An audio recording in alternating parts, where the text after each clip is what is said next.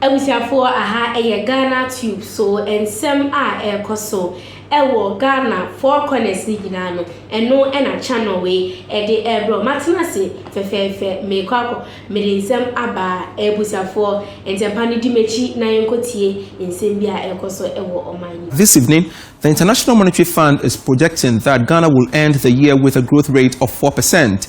This was captured in the fund's latest economic outlook report released on the sidelines of the annual IMF World Bank meetings in Washington, D.C., USA, where my colleague George Yafe reports.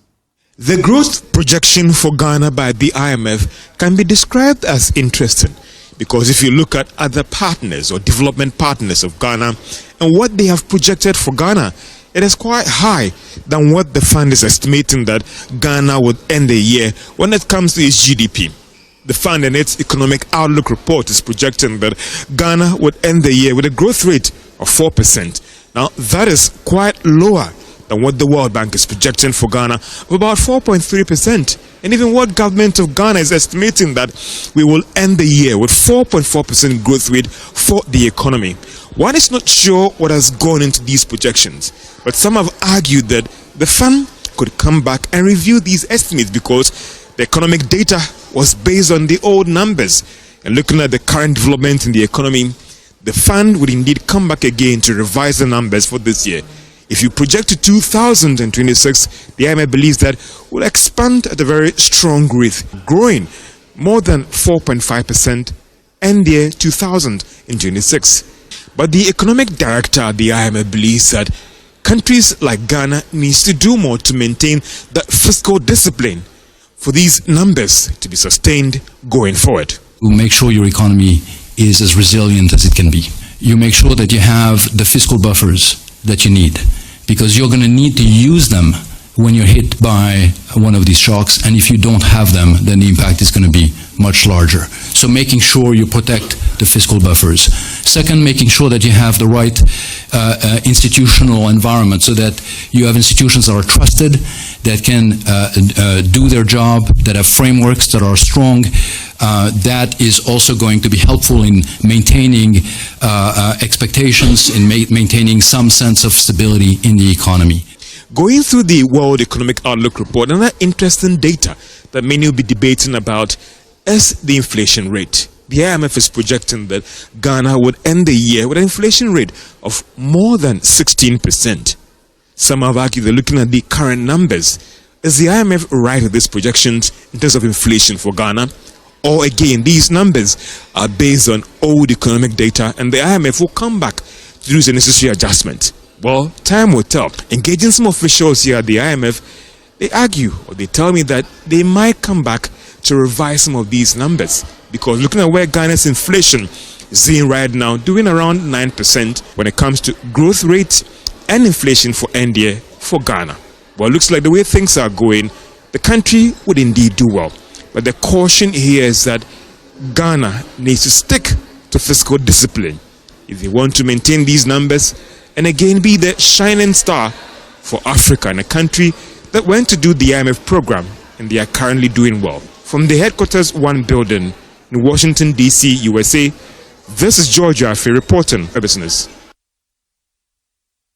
And we know the Finance Minister, Dr. Kasia Latu-Forson, is intensifying efforts to rally donor and investor support for key government economic programs at the ongoing IMF World Bank meetings in the USA. The minister remains optimistic that these engagements will help unlock the much-needed funding to drive several government initiatives. George Yafe again. Call it one of the biggest gatherings for all those who matter in the global space when it comes to finance, economics, monetary, and governance issues.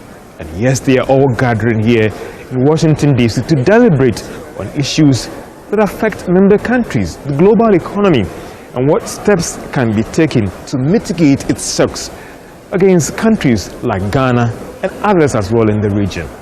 It is also bringing together all the finance ministers that are members of the International Monetary Fund and the World Bank, as well as central bank governors, to look at how they can take certain tough measures to mitigate the shocks of the global economy. The World Economic Outlook report has projected that growth will expand for all member countries, but some may experience some shocks. So how should the IMF position itself to ensure that these shocks are minimized for member countries, including Ghana? Well, that is what they'll be doing here in Washington, D.C. But for the Finance Minister, Dr. Atu, this meeting couldn't have happened at a good time, looking at the fact that Ghana's economy is expanding. Inflation is slowing. They've also made some significant progress when it comes to restructuring Ghana's debts with the development partners, the bilateral creditors and the commercial creditors. Also, the argument is that Ghana is on its path to end the 3-year program in May next year. But indeed, we are picking up news or reports that the IMF is pushing for some extension for the program to end in August next year. Therefore, for the Finance Minister, this annual meetings will present to him a perfect opportunity to try and deal with all these issues facing Ghana's economy and how he can get the needed support from all these global actors to help stabilize Ghana's economy. The Finance Minister has said the proposals that Ghana's program should be extended to August this year. Also, how is the Minister going to convince all these actors, especially the external creditors, that Ghana is going to stick to the agreements reached when it comes to restructuring Ghana's debts and also the commitment to fiscal discipline? Well, the Minister will be trying to do all these things within this week as he engages all these actors here at the IMF and even the World Bank, and whether he also gets some fresh commitments from the development partners looking at how the economy is faring. Top issues will be whether the program should be extended, when is the IMF board going to meet on Ghana's fifth review and extend the almost $380 million to the country. Well, let's see how things will pan out as the Finance Minister tries to deal with all these issues here in Washington, D.C., including the Central Bank Governor, Dr. Johnson Isiama. From the IMF headquarters in Washington, D.C., this is George Affe reporting for Joy Business. A while longer at the IMF World Bank meeting, the Bank of Ghana Governor, Dr. Johnson Isiama, is pushing for predictable and fair global sovereign debt roundtable negotiations. The governor made the appeal in a speech at the African Caucus meeting with Managing Director of the IMF, Kristalina Georgieva, on the sidelines of the IMF World Bank meeting. In the Africa Caucus meeting here in Washington, D.C., the governor of the Bank of Ghana noted that we must ensure that there is some transparency when it comes to negotiations for this debt restructuring. While we welcome progress under the Common Framework and the Global Sovereign Debt Roundtable, we also urge deeper commitment to predictable implementation and improved debt transparency.